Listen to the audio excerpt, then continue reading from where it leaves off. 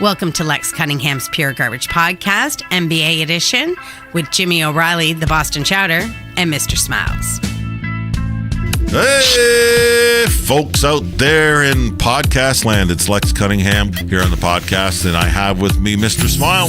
What up, what up?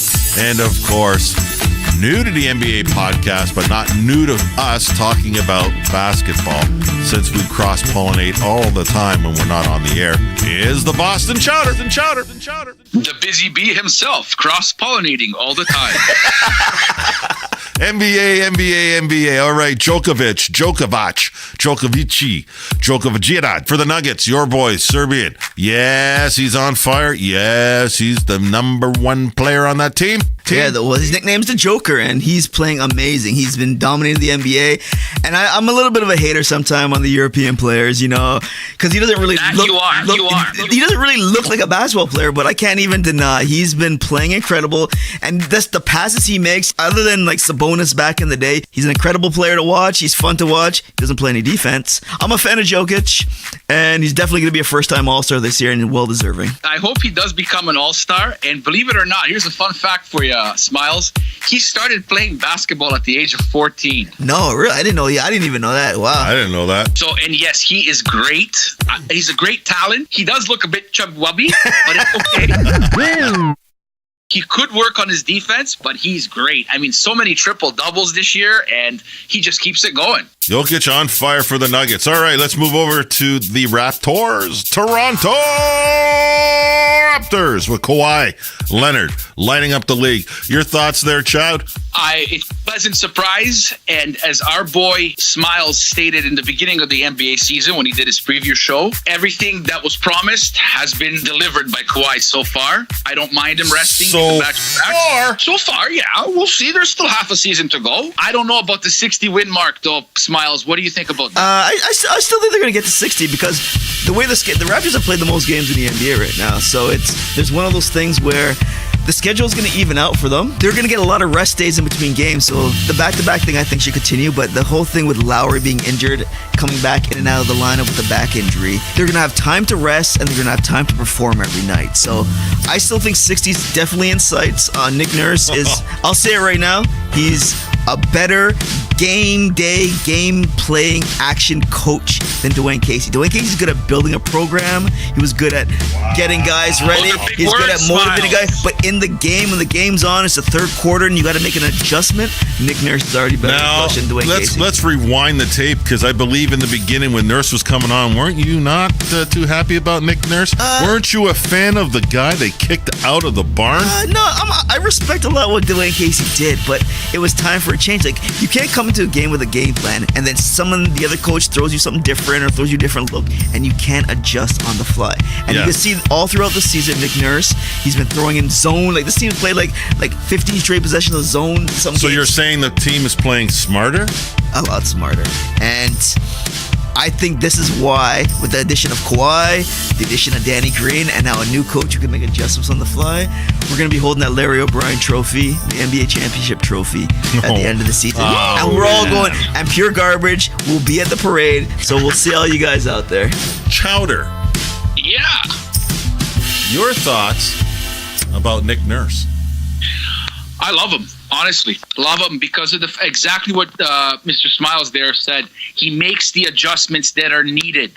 He follows the game. He's in it. I love the way he coaches the team. I like the way the team plays. The team, in my mind, plays exciting basketball. He's an offense-oriented coach, and you can see it in the way the team plays. I'd just like to add one thing. I think we're starting to see how big of an important piece Kyle Lowry is for the Raptors, and I'm so glad that they got rid of DeRozan instead of Lowry. Lowry, competitive dude, which means he's going to do whatever it takes to win. And it's all about legacy. When you get after 10 years in the league, it's not about money anymore. It's not about your points per game average, assist average. It's about pizza.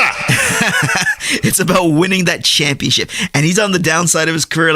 He's got maybe 2 more great years in him, if that. And he's got to win the championship this year, next year. Kawhi, there's no guarantee Kawhi is going to come back. I personally think he is going to come back, but there's no guarantee. It's the summertime. How the team does in the playoffs is going to dictate what Kawhi ultimately decide. So now, do you think Nick Nurse's age has something to play, his ability to coach differently, or just a fresh face in the room? What do you guys think? It has a lot to do with the way he got to the head coaching position with the Raptors.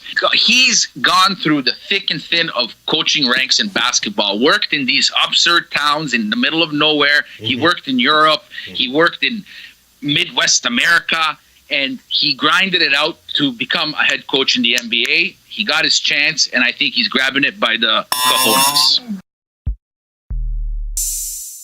Officiating. Now, I hate when I don't even want to get... He's right. I agree. We are not getting... I say we as the Raptors are not getting calls. And it's... Nope. And he's been on over the officials all season, but I don't think the officials, because he's a first-year NBA head coach, even though he's got tons of coaching experience, the officials don't necessarily... Like, if it's Popovich or somebody like that yelling at the refs, he gets more respect out of the officials. And then over time, I guess if the team continues to win, he's going to get that respect. But I hate guys who complain about, especially Toronto and Canadians generally, the inferiority complex that Torontonians and NBA fans in Canada have in general, that we are losing because of the refs. I hate that.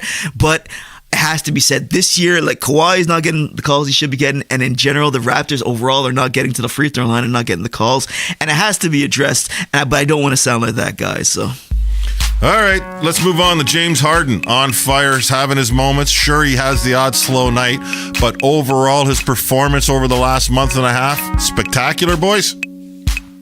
Yes. Absolutely. He carries the Rockets on his back.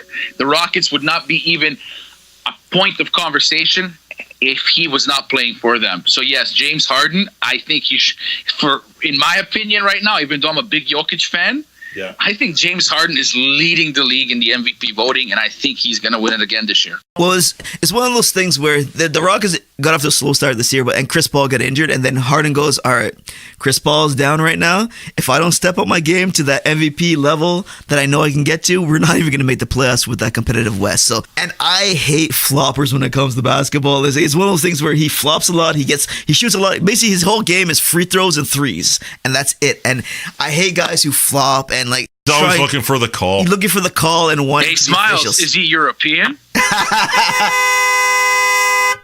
Yeah, he's just not a fun guy to watch. Well, Divac's perfected that. Yeah, Divac is the godfather of the flop, we'll call him. And flop, those that don't know, is a thing a player would do to create the referee to call a foul on the opposing team.